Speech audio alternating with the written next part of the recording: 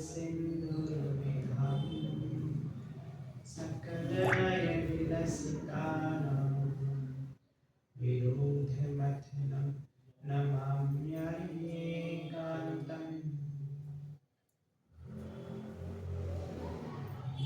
सुरासुरमनुसिं वन्दे भूतोद्धायिकं ममनं प्रणमामि वर्धमानं तं तमस्य करतालं तेजे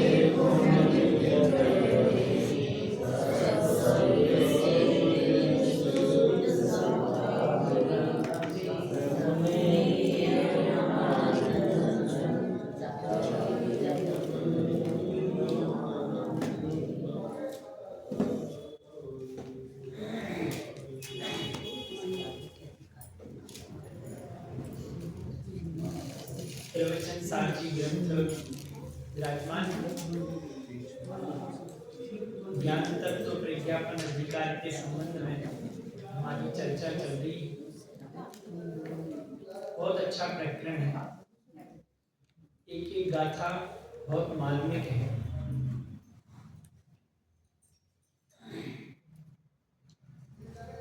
शिष्य ने जैसे ही ये बात सुनी कि निर्वाण की प्राप्ति का उपाय क्या है, शुद्धोपयोग, तो चर्चा चल रही थी ना। जो द्रव्य जिस परिणाम को प्राप्त हो रहा है वह द्रव्य उस समय उसी रूप है, तदनुसार ही उसे फल की प्राप्ति होती है। प्राप्त करते मोक्ष सुख शुद्धोपयोगी आत्मा। जैसे ही उसने ये बात सुनी कि मोक्ष सुख कौन प्राप्त करता है, शुद्धोपयोगी आत्मा प्राप्त करता है। उसे ये नहीं पता कि शुद्धोपयोगी कौन है, पर मोक्ष सुना है, सुख चाहिए। तो जैसे ही सुना कि मोक्ष सुख की बात चल रही है तो सतर्क हो गए। भैया मोक्ष सुख तो किसके फल में प्राप्त होगा, शुद्धोपयोग के फल में प्राप्त होगा। तो बड़े निवेदन से आचार्य देव के समक्ष वह कह रहा है कि आप तो मुझे वह शुद्धोपयोग ही बताइए। कौन है शुद्धोपयोगी जीव, कैसी है उनकी परिणति।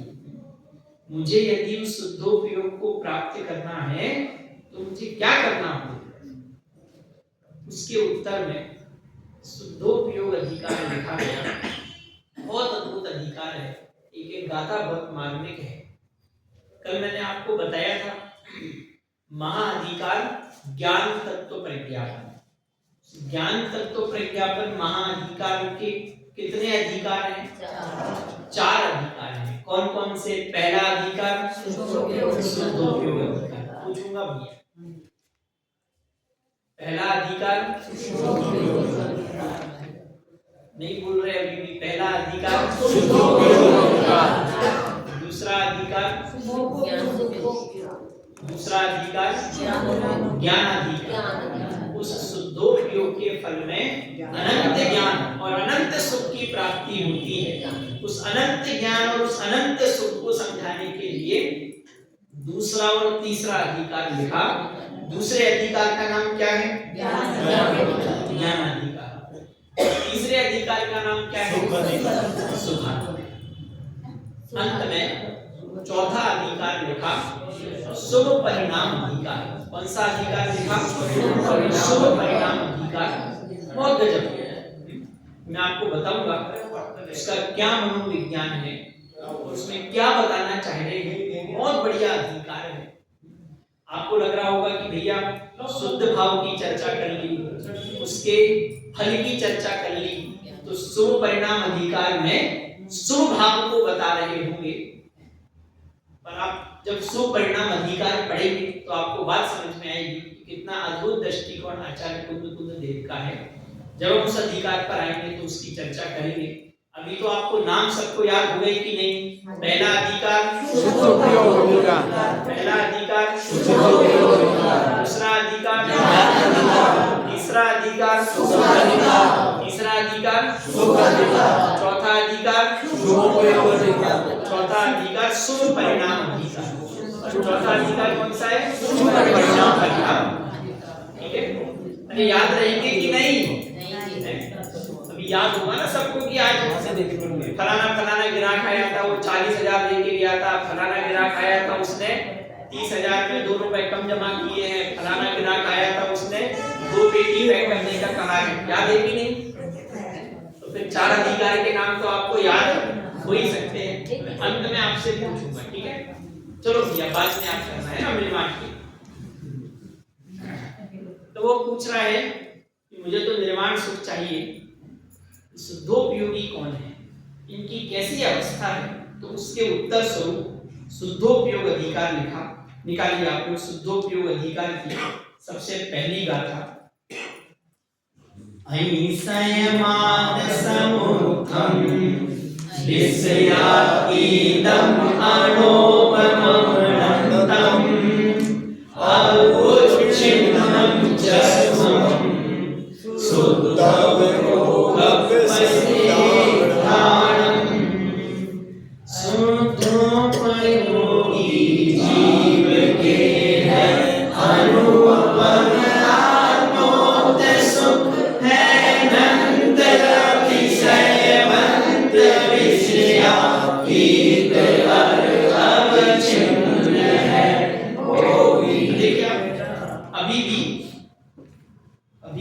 आचार्य देव ने अभी भी शुद्धोपयोगी जीव का स्वरूप नहीं बताया, अभी भी उसको लालच ही दे रहे हैं कि भैया जिस शुद्धोपयोगी जीव के बारे में बताने जा रहे हैं शांति से सुनना। क्यों? क्योंकि शुद्धोपयोगी जीव को अनुपम सुख की प्राप्ति होती है। शुद्धोपयोगी जीव को अतिशय सुख की प्राप्ति होती है, शुद्धोपयोगी जीव को अनंत सुख की प्राप्ति होती है, शुद्धोपयोगी जीव को अविच्छिन्न सुख की प्राप्ति होती है, शुद्धोपयोगी जीव को विषयातीत सुख की प्राप्ति होती है। अब वो शिष्य बैठा है, ये कौन बैठा है? हम आप ही बैठे हैं और हम आप अब सतर्क हो गए कि महाराज ऐसा ही सुख हमें चाहिए। किसे चाहिए? किसे चाहिए? किसे चाहिए? मुझे चाहिए। फिर आचार्य देव अगली 14वीं नंबर की गाथा में ये बता रहे हैं कि शुद्धोपयोगी श्रवण कैसे है। सुविदित पयथ सुतो संयम तप संजुदो विगत रागो समको समसुर दुखो हरिदो शुद्धो बको मुक्ति। श्रवण का लक्षण आ गया और एक पद में समणो समसुव दुखो। अगर श्रवण की परिभाषा एक पद में पूछी जाए तो कौन है श्रवण? समसुव दुखो, कि जो सुख में और दुख में समान भाव को धारण कर रहे हैं वे श्रवण है। लेकिन यहाँ कौन से सुख दुख की बात चल रही है? इंद्रिय जनित सुख, अनुकूलता हो प्रतिकूलता हो, सब में कैसा भाव है? सब में समान भाव है। तो मैं आपको एक गजब की बात बताऊं, जिसको पुण्योदय की दरकार होती है वो पापोदय में घबराता है। क्या कहा? जिसको पुण्य के उदय की चाह है वो पाप के उदय में घबराता ही है। जिसको पुण्य का उदय अच्छा लग रहा है वह पाप के उदय में परेशान होता ही है। इसलिए भैया उदय उदय में है और मैं मुझ में हूं। बोलो भैया, उदय उदय में है, मैं मुझ में हूं। चाहे पाप का उदय हो चाहे पुण्य का उदय हो। आप ये बताओ, पुण्य के उदय में बड़ा तो क्या बढ़े? लक्ष्मी बढ़ी, अधिकार बढ़ी, पर बढ़ गया क्या? बोलिए, बोलो। पुण्य के उदय में बढ़ेगा तो क्या बढ़ेगा? अरे जहां बढ़ेगा, जो सुबह विधान पढ़ा था आपने, अघातिया कर्म के उदय से होने वाली अवस्थाओं को बता रहे थे। आप शांति से देखेंगे तो उनमें जो भी हेरफार हो रहा है उससे आपके सुख का तो कोई संबंध ही नहीं है। बोलो, असाता वेदनीय, साता वेदनीय रूप परिणमित हो गई। तो पहली बात आपके चाहने से होने वाली नहीं है, ये आप गांठ मान लेना कि आपके चाहने से असाता वेदनीय साता वेदनीय रूप हो जाए ऐसा त्रिकाल में संभव नहीं है। कि भैया दिख रहा है, होती दिख रही है, भ्रम है। अरे तुम 10 बार चाह रहे थे, 9 बार नहीं हुई, 10वीं बार हो गई, तो इतना गणित तो समझ में आना चाहिए कि तुम्हारे चाहने से नहीं हुई, उसकी वैसी ही योग्यता थी। अरे तुम 10 बार, भैया आप 10 बार एक ही कार्य को करना चाह रहे हैं, 9 बार नहीं हुआ, 10वीं बार हो गया। जब मैं बचपन में भी इतनी समझ तो रखता था, सिर्फ थोड़ा हुआ, संभव नहीं, थोड़ा हुआ, 2 दिन तक ऐसा का ऐसा बना रहा, तीसरे दिन सही हो गया। तो किसने सही कर दिया? मम्मी ने सही कर दिया। मैं सोचता था, कहता नहीं था, तो कैसी मम्मी है? अगर थोड़ा सही करने वाली मम्मी ही है तो फिर 2 दिन से क्यों नहीं किया? कुछ बात समझ में आ रही है कि नहीं? अगर थोड़ा सही करने वाली माता ही है तो ये बताओ कि माता कभी इतनी क्रूर हो सकती है कि 2 दिन तक अपने बेटे को घोड़ा बनाए रखे? फिर तीसरे दिन माता ने सही किया, ये हिसाब कहां से सही है? तीसरे दिन उनके सही करने से नहीं हुआ, सही करने की योग्यता थी, उसमें निमित्त बन गए। जब कार्य होता है तो उसमें जो अनुकूल होता है उस पर आरोप आ जाता है। मैं आपको सिर्फ समझाना ये चाह रहा हूं कि आप चाहो अघातिया में जो पाप प्रकृतियां हैं वे पुण्य रूप परिणमित हो जाएं, आपके चाहने से होने वाली नहीं है। पहली बात क्या कहा? अघातिया में जो अप्रशस्त प्रकृतियां हैं वे प्रशस्त में परिणमित आपके चाहने से होने वाली नहीं है। अब सुनना ध्यान से, इससे भी गजब की बात यह है कि अगर हो भी रही है, आपके चाहने से नहीं हो रही, पर मान लो कि अप्रशस्त प्रकृतियां प्रशस्त प्रकृति रूप परिणमित हो भी रही हैं, लेकिन वास्तविकता यह है कि उससे तुम्हारे सुख का संबंध नहीं है। हिसाब समझ में आ रहा है कि नहीं? ये हिसाब समझ में आए तो वास्तव में मार्ग प्रशस्त होगा। तो संसार के हिसाब तो सब आपको समझ में आ रहे हैं, अनादिकाल का अभ्यास है, वहां बिना सिखाए भी आप अपनी बुद्धि लगा लेते हो। बोलो, किसने सिखाया था? कोचिंग गए थे बचपन में? बोलो भैया, कोचिंग गए थे बचपन में, इसलिए ये सीख के आना है कि ये शरीर मेरा है, इस शरीर को कुछ हो तो इसकी रक्षा करनी है। बोलो, सीखने गए थे? बात समझ में आ रही है? ये सारी चीजों के हिसाब तो आपको पता है, सब चलते रहते हैं, और वास्तविकता ये वो आपके चलाने से नहीं चल रहे, उदय प्रमाण व्यवस्थाएं बन रही हैं। आप व्यर्थ में अहंकार करके स्वयं दुखी होता है। ये मूड व्यर्थ की कल्पना करके, आप ही कल्पना करके आप ही दुखी होता है। विचार करो, वे सारी परिस्थितियां बन रही हैं, उदयाधीन व्यवस्थाएं बन रही हैं, वे बन रही हैं, उन्हें बनने दो, आप आनंद करो। एक बार अपने आप को अकर्ता देखो तो सही, एक बार अपने आप को ज्ञान मात्र देखो तो सही कि मैं वास्तव में क्या कर रहा हूं, मेरा कर्म क्या है। बोलो,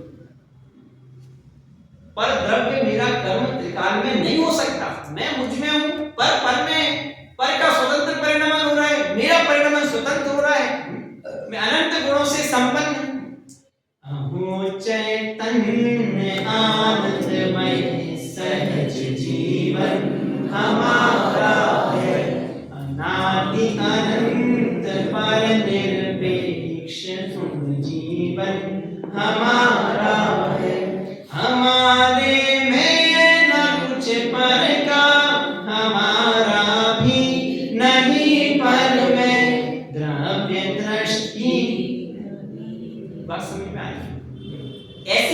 चाहिए। हम कह रहे सुख नहीं मिल रहा, सुखी नहीं हो रहे, परेशान है। एक बार विचार तो कर, सुबह कह रहे थे ना, कर विचार तो कर, शुद्धता का विचार तो कर, अपने आप को अकर्ता देख तो सही। धन्य है वे मुनिराज, धन्य है वे श्रवण, श्रवणो समसुव दुःखो। कैसी भी परिस्थिति बन रही है, अनुकूल परिस्थिति हो, प्रतिकूल परिस्थिति हो, समान भाव को धारण कर रहे हैं। और क्या कह रहे हैं, कैसे हैं वे शुद्धोपयोगी श्रवण, सुविदित पयत्त सुत्तो। गाथा दिख रही है भैया सबको, दिख रही है? क्या है पहला पद, बोलो सब एक साथ, सुविदित पयत्त सुत्तो। क्या कह रहे हैं, पयत्त मतलब पदार्थ और सुत्तो मतलब सूत्र, कि जो पदार्थ के और सूत्र के ज्ञाता हैं। श्रवण कैसे हैं, कह रहे हैं समस्त पदार्थों के ज्ञाता है और संपूर्ण श्रुत के ज्ञाता है। ये कैसी बात कर रहे हैं, समस्त पदार्थों को जानते हैं कि जानते हैं। अभी अगर है मति शुद्ध ज्ञान तो भी समस्त पदार्थों को जानते हैं। बोलो श्रवण के पास कौन सा ज्ञान है, मति शुद्ध ज्ञान। अच्छा, बहुत से बहुत अवधि ज्ञान और बहुत से बहुत मनापरे ज्ञान, ऋजुमति, बहुत से बहुत विपुलमति। विपुलमति का विषय भी आज पढ़ रहे थे, विपुलमति का विषय भी समस्त पदार्थ नहीं है। यहाँ तो लिख रहे कि श्रवण कैसे है, समस्त पदार्थों को जानते हैं, कि हाँ समस्त पदार्थों को जानते हैं। जो एक को जानता है वो सबको जानता है। जिसको ये बात समझ में आ रही है कि मैं भिन्न हूं और पर पदार्थ भिन्न है, तो मुझको जान लिया और पर में क्या रह गया, बोलो पर में क्या बच गया, अरे बोलो भैया, सब कुछ आ गया। तो जो स्व पर को जानता है वो सब कुछ जानता है। अरे बात समझ में आ रही है कि नहीं? इसलिए कह रहे हैं सुविदित पयत्त सुत्तो, समस्त पदार्थों को जानते हैं और संपूर्ण सुख को जानते हैं। बोलो द्वादश संघ के ज्ञाता है। ऐसी बात कर रहे हैं, द्वादश संघ के ज्ञाता है। बोलो द्वादश संघ का सार क्या है, द्वादश संघ का सार क्या है, देह जुदा, देह जुदा, पुद्गल जुदा, जीव जुदा, पुद्गल जुदा। जीव भिन्न है और पुद्गल भिन्न है, ये संपूर्ण श्रुत का सार है। जो इसको जानता है वो संपूर्ण द्वादश संघ को जानता है। इसलिए कह रहे हैं कि श्रवण कैसा है, सुविदित पयत्त सुत्तो, कि सभी पदार्थों को और संपूर्ण श्रुत को जानने वाले हैं। आगे क्या लिखा, संयम तब संजुदो, संयम और तप से युक्त है। आप पूछ रहे थे लक्षण, विगत रागो, जिनके किसी भी प्रकार का कोई राग नहीं है, समो समसुभ दुःख।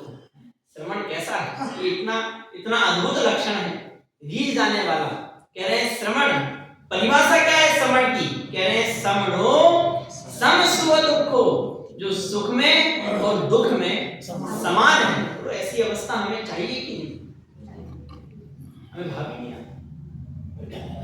जैसे ही श्रवण सुन रहे हैं, अंतरंग में आनंद आ जाना चाहिए।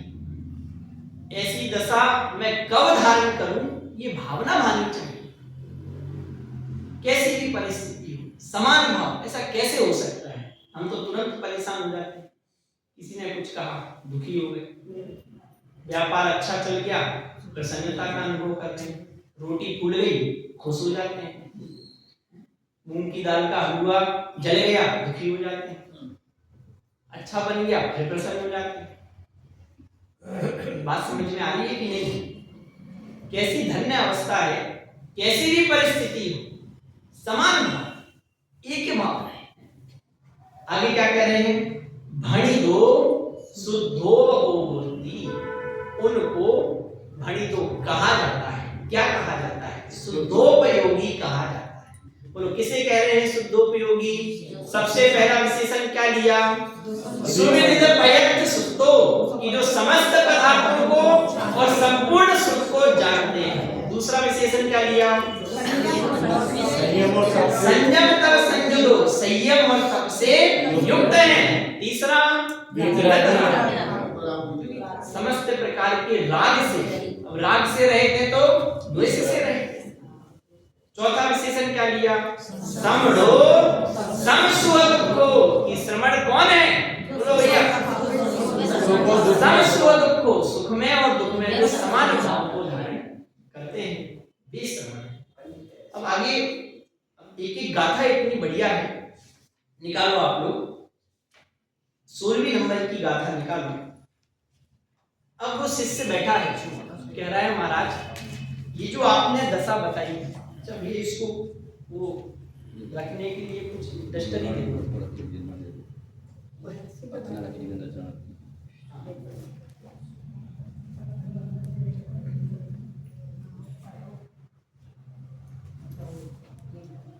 अब वो शिष्य बैठा है, जैसे ही उसने सुना ऐसी अद्भुत अवस्था। अच्छा शिष्य कौन, किसकी बात चल रही है? मेरी। बोलो भैया किसकी बात चल रही है? मेरी। टोडरमल जी का इतना अद्भुत उपकार है पंडित जी। जीव जीव तत्व संबंधी भूल में इतना अच्छा लिखा, कह रहे हैं अध्यात्म पोषक बातें सुनता है, सुनने में अच्छी भी लगती हैं, पर किसी और ही की बात चल रही हो ऐसे। टोडरमल जी का इतना उपकार है। मोक्ष मार्ग प्रकाशक ग्रंथ जैसा अद्भुत लेखन मैंने मेरे जीवन में नहीं देखा। इतना व्यवस्थित लेखन। अच्छा वो सिर्फ आप लौकिक साहित्य में चले जाओ, वैसी अद्भुत रचना, वैसा मनोवैज्ञानिक वर्णन विश्व के किसी साहित्य में आपको मिल ही नहीं सकता। आप एक बार पढ़ के देखो। आप अगर उसको मनोयोग से पढ़ रहे हो तो जो प्रश्न आपके चित्त में खड़ा होता है वही प्रश्न आगे टोडरमल जी ने उठाया। इतना अद्भुत लिखा। जीव जीव तत्व संबंध 7वां अधिकार तो मानो उनकी मौलिकता है। जीव जीव तत्व संबंधी भूल में इतना बढ़िया लिखा, अच्छे से सुन रहा है, सारी बातें समझ रहा है, लेकिन किसी और ही की बात चल रही है ऐसे सुनता है। अनंत गुणों की खान है, यदि ये शुद्धात्मा का आश्रय लेगा तो सुखी हो जाएगा। कौन? ये लेगा तो सुखी हो ही जाएगा। भैया मेरी बात चल रही है। ये शुद्धोपयोग किसे चाहिए? इसे चाहिए। ये जीव है, जीव को चाहिए। अरे मैं जीव हूं, मुझे सुखी होना है, और ये शुद्धोपयोग की प्राप्ति किसे करनी है? ये मार्ग किसके लिए बताया जा रहा है? मेरे लिए बताया जा रहा है। 16वीं गाथा इतनी बढ़िया, इतनी अद्भुत, निश्चिंत कर दिया। कह रहे हैं अगर तुझे ये अवस्था प्राप्त करनी है तो कैसे होगी? बोल। कह रहे स्वयं से ही हो, तू स्वयंभू है। शिष्य बैठा, उसने कहा महाराज मुझे भी ऐसा ही शुद्धोपयोग चाहिए, आप तो बताओ क्या करना है? ये जो आपने अभी अवस्था बताई, समड़ो समसुख को, हर परिस्थिति में समान भाव, अद्भुत आनंद, ऐसा ही आनंद मुझे चाहिए। आप तो मुझे ये बताओ कि मुझे क्या करना है, कहां जाना है, किसकी शरण में जाना है, किसके आगे माथा टेकना है, किसके आगे गिड़गिड़ाना है, मैं सब करने तैयार हूं, पर मुझे तो ऐसा ही सुख चाहिए। आचार्य देव कह रहे हैं तुझे कहीं नहीं जाना, तू स्वयंभू है। बोलो सुखी होना है तो तुझे कहां जाना है? कहीं नहीं जाना। तू स्वयं में ही समर्थ है, बस खुद को पहचान तो सही। तो इतना अद्भुत और सरल मार्ग है। आप बाहर जाके देखो, सैकड़ों दुकानें खुली हैं, और आप जिससे पूछोगे वो आपको सुख के उपाय के नाम पे भटकाएगा ही। ये अद्भुत जैन शासन है जो ये कह रहा है कि तुझे सुखी होने के लिए कहीं नहीं जाना, तू स्वयं में समर्थ है, बस एक बार खुद को पहचान तो। ये अद्भुत मार्ग हमें मिल गया है। मैं आपको वास्तविकता बता रहा हूं, पर आप सबको तो मुझसे ज्यादा तजुर्बा है। आप कहीं बाहर जाके तो देखो, सर उठा के तो देखो, बाहर एक बार किसी से पूछ के तो देखो कि भैया मुझे सुखी होना है, क्या बताएगा? अरे भैया वो फलानी जगह पे एक प्रॉपर्टी खाली है, वो ले ले, लड़की का विवाह करना है, ये रिश्ता है, यहाँ व्यवस्था बना दे। दोस्त होंगे, अरे चल भाई थोड़ा चिल कर, थोड़ा शांति से रह, मजे से जी, एक कहाँ तू फालतू की झंझट में पड़ा है, थोड़ा एक ये सारे दुख गायब। मैं आपको वास्तविकता बता रहा हूँ और झूठ बोल रहा हूँ तो आप बताओ। सबने अपनी अपनी दुकानें खोल रखी, सब अपने अपनी कसायों के अनुसार मार्ग बता रहे हैं। तो धन्य है वीतरागी देव, धन्य है उनकी वाणी। पर हम पर ये मानो हमारे ही भाग्य से, हमारे ही कल्याण के निमित्त ये बात हम तक पहुंच गई कि तुझे सुखी होना है तो तुझे कहीं नहीं जाना, तुझे सुखी होना है तो तू खुद को पहचान, तू स्वयं सुख की खान है, खुद के बारे में विचार तो कर, एक बार शांति से बैठ तो सही। पर द्रव्य तेरा करता धरता हरता भुगता नहीं है, पर द्रव्य तुझे दुखी करने वाला नहीं है, तू दुखी भी खुद से ही हो रहा है, दुखी करने वाला भी पर द्रव्य है, ये झूठ है, पूरे बहाने बनाता है। अगर मैं सुखी होना चाहूं, अगर मैं सुखी होना चाहूं तो दुनिया की ऐसी कोई ताकत नहीं है जो मुझे दुखी कर सके। निर्ग्रंथ मुनिराज एक बार संकल्प ले लिया कि मुझे सुखी होना है, शुद्धात्मा की दृष्टि कर रहे हैं, बोलो कैसी भी परिस्थिति बन रही है, सर पे सिगड़ी रखी जा रही है, श्यामी 3 दिन तक पैरों का भक्षण कर रही है, कोई फर्क नहीं पड़ रहा। क्यों? क्योंकि संकल्प लिया है कि मुझे सुखी होना है। और ये बात में समझ में आ गई है कि सुखी होना है तो क्या करना है कि कहीं नहीं जाना है, खुद को देखना है। अगर तू खुद को देख रहा है तो तुझे परेशानी दिखेगी ही नहीं। परेशानी है कहां बताओ, परेशानी कहां है? आचार्य जी कह रहे हैं ज्यों द्रव्य का परिणमन, सर्वत्र हर द्रव्य का परिणमन कैसा है? सुंदर है। समय साथ क्या कह रहे हैं? दूसरी गाथा, ज्यों द्रव्यों का परिणमन कैसा है? ज्यों द्रव्य का परिणमन अपने आप में सुंदर हो रहा है। हर द्रव्य अपने अपने प्रयोजन को लिए हुए है। ये बात आप ध्यान में रखना। जब हम ये कहते हैं कि पर द्रव्य हे है, इसका क्या अर्थ? देखो मैं आपको बताता हूं, रागादि भाव हे है और पर द्रव्य हे है, दोनों की हेता में अंतर है। पर द्रव्य को जब हे कहा जा रहा है, इसका मतलब क्या है? इसका मतलब मात्र इतना है कि उसका परिणमन मेरे काम का नहीं है।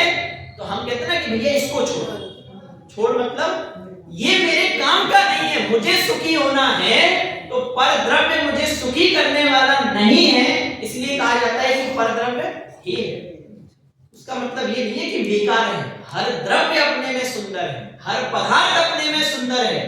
प्रत्येक द्रव्य उसका परिणमन स्वतंत्र है, अपनी अपनी मर्यादा लिए हो रहा है। अनादि निरंतर वस्तु में भिन्न भिन्न अपनी अपनी मर्यादा में परिणमित हो रही है। कोई किसी के अधीन नहीं है, कोई किसी के परिणमित कराने से परिणमित नहीं होती। सुंदर परिणमन हो रहा है। दृष्टिकोण चाहिए। जो भी पदार्थ परिणमित हो रहा है सुंदर ही है। रागादि को जब हे कहा जा रहा है तो वहां जो हेता है वो हीन है। उसे बुद्धि पूर्वक जी तू ये कसाय इनसे ही मैं परेशान हूं, तो वहां जो हेता है वो बुद्धि पूर्वक छोड़ने योग्य हेता है। पर द्रव्य को जब हे कहा जा रहा है इसका मतलब वो हीन है ऐसा नहीं। सर्वत्र सुंदर लोक में ज्यों पदार्थ सुंदर है।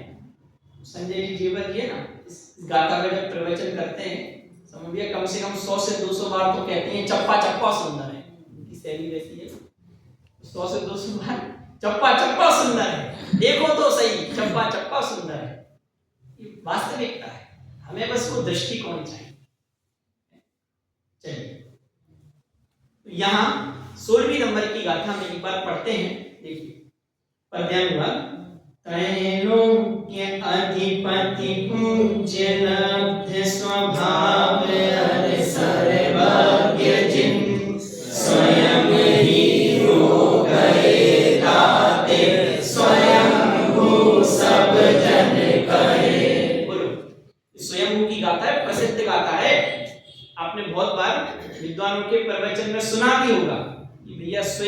गाथा, प्रवचन सार की 16वीं नंबर की गाथा, तो स्वयंभू की गाथा के नाम से प्रसिद्ध है। और यहाँ ये बताना चाह रहे हैं कि वो जो उस सर्वज्ञ पद की प्राप्ति होगी, उस परिपूर्ण पद की प्राप्ति होगी, तो वो कैसे होगी? स्वयं से ही होगी। इसलिए उनको क्या कहा जाता है? इसलिए उन्हें स्वयंभू कहा जाता है। उससे ही प्राप्त होगी, पर विचार करना पड़ेगा। देखो, ओढ़ने मात्र से काम नहीं चलेगा, ये बात समझना। हमें परिणामों को, बाह्य क्रियाओं को ओढ़ना नहीं है, लादना नहीं है।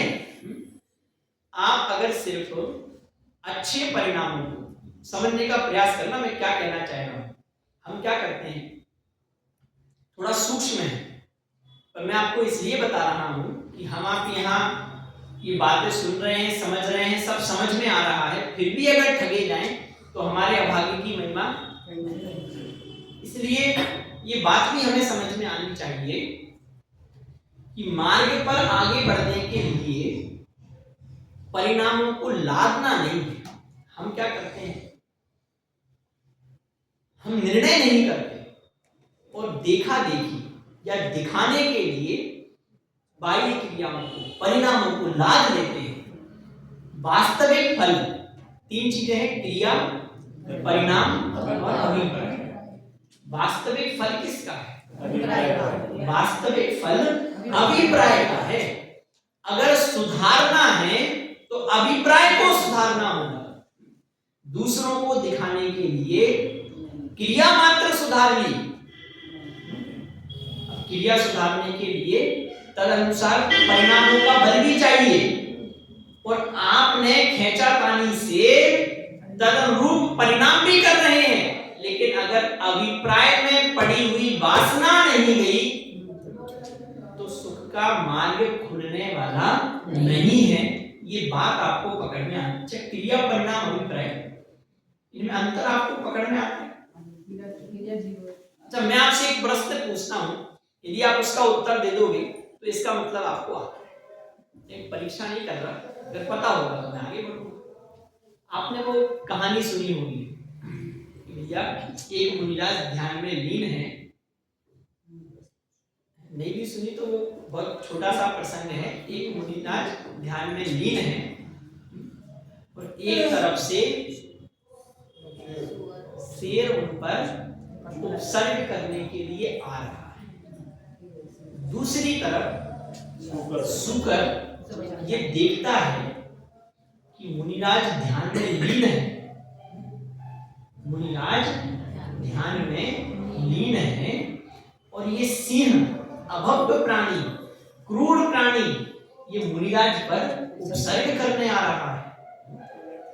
वह भक्ति बसात, जबकि वास्तविकता यह है कि वो सूकर सिंह के सामने वैसा कितना टिकने वाला है, लेकिन भक्ति बसात वो जो सूकर है, वो सूकर सिंह से भिड़ जाता है। क्यों?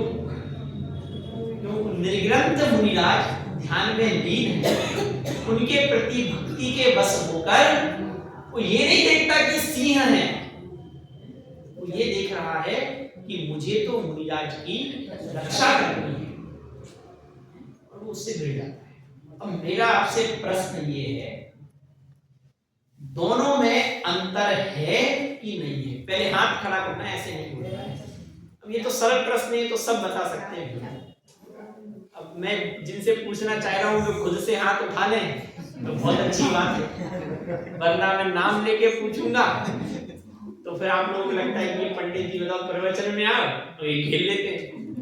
बहुत सरल सा प्रश्न है, सीधा सीधा प्रश्न है कि दोनों में अंतर है कि नहीं है। तो छोटे बच्चे नहीं बैठे, उनसे भी पूछता तो वो भी बता देते। बोलो भैया, किस किस को पता है? अब हाथ खड़ा करो। अरे कर लो भैया, चलो बताओ भैया, आप बताओ। दोनों में अंतर है। आपके पीछे नाम बता दो। अच्छा, अपने नाम भी बता दो थोड़ा। अक्षर। अक्षर भैया बोलो। क्रिया में तो कोई अंतर नहीं है, लेकिन परिणामों में अंतर है। अच्छा ठीक है, अभिप्राय। 3 चीजें हैं, क्रिया, परिणाम, अभिप्राय। बोलो कहाँ अंतर है, कहाँ नहीं है? क्रिया में तो कोई अंतर नहीं है, दोनों मतलब लड़ाई करने आ रहे हैं, और अभिप्राय में अंतर है। अच्छा, और परिणाम? परिणाम में भी अंतर है। परिणाम में भी अंतर है। बढ़िया, बहुत अच्छी बात है। और बोलो।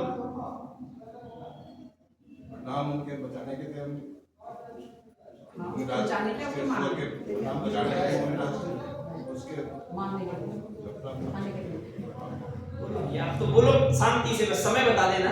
आज 8:45 का समय है ना, 20 मिनट है। नहीं, आज 8:45 पे ही छोड़ना है। हाँ, बोलो पीछे बोलो भैया, सबसे पीछे डालिए।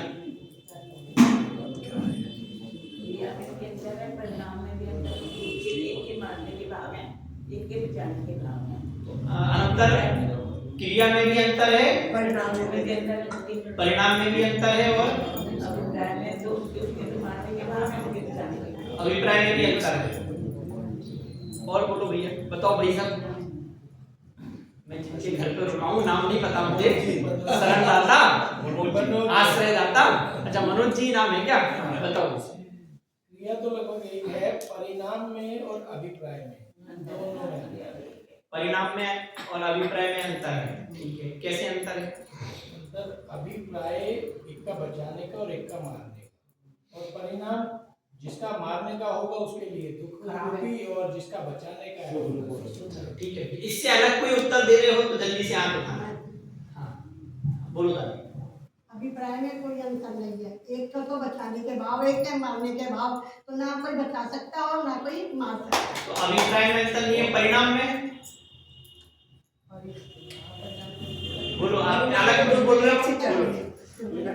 क्रिया में तो कोई अंतर नहीं है, अभिप्राय में पूरा पूरा अंतर है, एक बचाने का, परिणामों में भी अंतर है, दोनों का हिंसा में ही परिणाम है उसका। बहुत बढ़िया, ठीक है। अभिप्राय में अंतर है।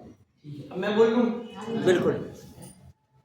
देखो भैया, बात समझना, अगर आपको ये बात समझ में आ गई तो आपको बहुत कुछ समझ में आ सकता है। पहली बात तो ये कि क्रिया में अंतर नहीं है, दोनों मार पीट रहे हैं। परिणाम में भी अंतर नहीं। आपको क्या लग रहा है, कुछ सुअर मार रहा होगा, पुचकार के ओ राजा बेटा है? बताओ जीजा जी, सुअर सिंह से लड़ने जा रहा है तो पुचकार के लड़ रहा होगा, अरे मेरा बेटा शेर तू क्यों जा रहा है मुनिराज को मारने के लिए, ऐसा मत कर। कि दोनों झगड़ा कर रहे हैं तो क्रूर परिणाम ही तो है। परिणाम में भी अंतर नहीं है। अब सुनना भैया, खतरनाक बात तो अब है, अभी तक तो आप पचा गए। अब आप जिसे अभिप्राय कह रहे हो कि एक का मारने का अभिप्राय है और एक का बचाने का अभिप्राय है, तो सुअर का अभिप्राय अच्छा है और शेर का अभिप्राय बेकार है। ये आपका उत्तर भी बेकार है। गलत है। सुनना ध्यान से, बस अभी मैं बोलता हूँ, आप लोगों का चांस हो गया है ना।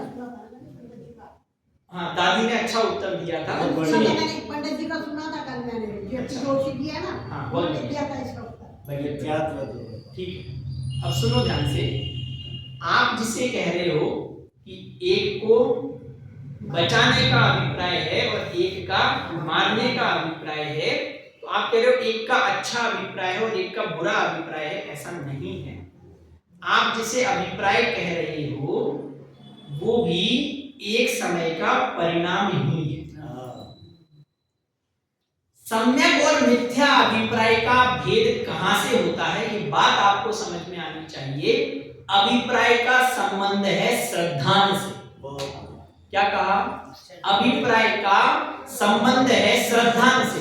इसको मैं आपको एक और एंगल से बताता हूं। आप मुझे इस बात का उत्तर दे दो कि सिंह को मारने का अभिप्राय है, ठीक है, वो कहां जाएगा? नरक जाएगा। ठीक है, भाई साहब का उत्तर दिया था, भाई साहब से प्रश्न है। और सुअर का बचाने का अभिप्राय है, वो कहां जाएगा? भैया किससे पूछा? भाई साहब से। बोलो भाई साहब, कहां जाएगा? स्वर्ग जाएगा, है ना। अब मुझे ये बताओ, अगर आप कह रहे हो कि उसका अभिप्राय सही है, यदि सम्यक अभिप्राय का फल स्वर्ग है तो मोक्ष का कारण किसे कहोगे? अरे आपके पास तीन ही तो चीज है, क्रिया, परिणाम, अभिप्राय, और आपको अब आप शुद्धोपयोग कह के तो पल्ला चढ़ा रहे हो। आपको इन तीन में से उत्तर देना है। तीन में सारी चीजें आ गई, मैं आपको सिर्फ ये बताना चाह रहा हूं, क्रिया का भेद है, क्रिया समान है, परिणाम समान है। और आप जो कह रहे हो ना कि अभिप्राय से अंतर है, अभिप्राय मैं तो दोनों के ही ये पड़ा हुआ है कि मैं परद्रव्य को मार सकता हूं, और एक के अभिप्राय में पड़ा है कि मैं परद्रव्य को बचा सकता हूं। तो दोनों का अभिप्राय कैसा है? दोनों का अभिप्राय तो मिथ्या ही है। अरे बात पकड़ में आ रही है कि नहीं? वो तो एक समय का परिणाम का अंतर है, उसके फल में वो जा रहा है स्वर्ग और उसके फल में वो जा रहा है नरक। ये भेद मैं आपको इसलिए बता रहा हूं, सम्यक अभिप्राय से कभी भी बंधन नहीं होता, स्वर्ग भी बंधन ही है। अगर सम्यक अभिप्राय के फल में स्वर्ग कहोगे तो निर्बंधता का मार्ग कहां से मिलेगा? तीन ही तो चीज है, क्रिया, परिणाम, अभिप्राय। हम कह रहे हैं अभिप्राय को सुधारो, और अभिप्राय को सुधार के स्वर्ग ही जाओगे तो फिर मोक्ष का उपाय कहां से लाओगे? अभिप्राय का संबंध है श्रद्धा से। आप ऊपरी ऊपरी तो परिणमन कर लोगे, क्रिया सुधार लोगे, परिणाम सुधार लोगे, पर जब तक वो अभिप्राय में पड़ी हुई वासना नहीं जाएगी कि मैं परद्रव्य का करता हूं, ये श्रद्धा जब तक नहीं जाएगा, परद्रव्य मुझे सुखी करने वाला है, मैं परद्रव्य को सुखी करने वाला हूं, ये सब मेरे अनुसार चल रहा है, परिवार को मैं चला रहा हूं, स्त्री को सुखी करने वाला मैं हूं, जब तक ये अभिप्राय से नहीं जाएगा तब तक काम होने वाला नहीं है। देखो ये बात आपको समझ में आ जानी चाहिए, रत्नात्रय के फल में कभी भी बंधन नहीं होता, सम्यक अभिप्राय के फल में कभी भी बंधन नहीं होता। कल हमारी चर्चा हुई थी कि शुद्ध भाव वो कभी भी त्रिकाल में बंधन का कारण नहीं हो सकता। शुद्ध भाव यदि बंधन का कारण होगा तो निर्बंध किसके आश्रय से होंगे? ये बात हमें पकड़ में आनी चाहिए और इसको पकड़े रहना है। हमें जो अस्वाभाविक है वो हमें स्वाभाविक लग रहा है, और जो स्वाभाविक है उसकी ओर हमारी दृष्टि ही। बोलो शरीर मेरा है, ये अस्वाभाविक है। जब ये सुन रहे हो तो कान में चुभना चाहिए, पर किसी को ऐसा लगता है जैसे आपका नाम रामू समझो और एक का नाम पप्पू हो, तो पप्पू को मैं रामू कहूं, रामू को पप्पू कहूं तो उसको अस्वाभाविक लग रहा है, लेकिन मैं रामू को रामू कह रहा हूं, उसको उसे लग रहा है। इस शरीर को मैं अपना कह रहा हूं, इसमें कुछ आपको लग रहा है कि कुछ गलत कहा जा रहा है। इसलिए भैया ये बात हमें पकड़ में आनी चाहिए कि हम अपनी आइडेंटिटी कहां से मान रहे हैं। अगर ये निर्णय हम कर पाएंगे तो वास्तव में आनंद है। हम इतना बाहर में रच पच गए हैं कि हमें कभी अपना ख्याल ही नहीं आता, बाहर से ओढ़ लेते हैं। एक बार अकबर के दरबार में एक व्यक्ति आया और उसने अपनी नाम जाति कुछ नहीं बताया, और वो कह रहा है कि पहचानो कौन हूं। अकबर ने बीरबल को बुलाया, भैया फलाना आदमी आया है और वेशभूषा जाति कुछ भी इसकी समझ में नहीं आ रही है, बताओ कौन है। अकबर ने कहा, अब अकबर भी थोड़ा भैया कहां से बताऊं। अकबर ने सूझबूझ अकबर ने कहा, महाराज अभी आए हैं, पहले ही आप ये सब बातें करने लगे, थोड़ा आराम करने लीजिए, कल राजसभा होगी, राजसभा में बुलाएंगे, चर्चा करेंगे, कोई अतिथि आया है दरवाजे पे खड़ा है, आप उससे पहले उसके वेश के आधार से जाति वगैरह पूछ रहे हो, शांति रखो, कल दरबार में पेश होगा तो चर्चा करेंगे। महाराज ने कहा बीरबल सही कह रहे हो, तो वो व्यक्ति भी संतुष्ट हुआ, ये अच्छी बात कह रहा है। तो रात को आराम कर रहा था, बीरबल आया, बढ़िया ठंड का समय था, दिसंबर का महीना चल रहा था, एक बाल्टी पानी भरा और उसके ऊपर डाल दिया। जैसे ही डाला, आप समझ गए हो, अपनी भाषा में आ गया, अपनी जो भाषा थी उसमें आ गया। हम क्या करते हैं, ऊपर से क्रिया लपेट ली, परिणाम बोल दिए, और हम सोच रहे हैं कि हम सही मार्ग पे चल रहे हैं। जैसे ही परिस्थिति बनती है, हमारे अंतरंग में जो मिथ्या अभिप्राय बैठा हुआ है वो बाहर निकलने लगता है। इसलिए अंतरंग में बैठे हुए अभिप्राय को सुधारना है, उसके लिए कहां जाना है, तो कह रहे हैं स्वयं ही हो गए ताते, स्वयं सब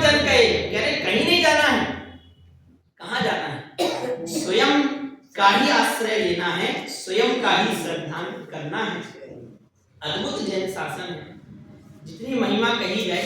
अब जब आप यहाँ से विचार करोगे ना, तो आपको सही देव शास्त्र गुरु की भक्ति आएगी कि भैया ये अद्भुत बात बताने वाले कि वीतरागी सर्वज्ञ देव ही हो सकते हैं। तो ऐसा विचार हम करें, निर्णय करें, निश्चित रूप से आनंद आएगा, मोक्ष मार्ग हमारा प्रशस्त हो। इस मंगल भावना से अभी हम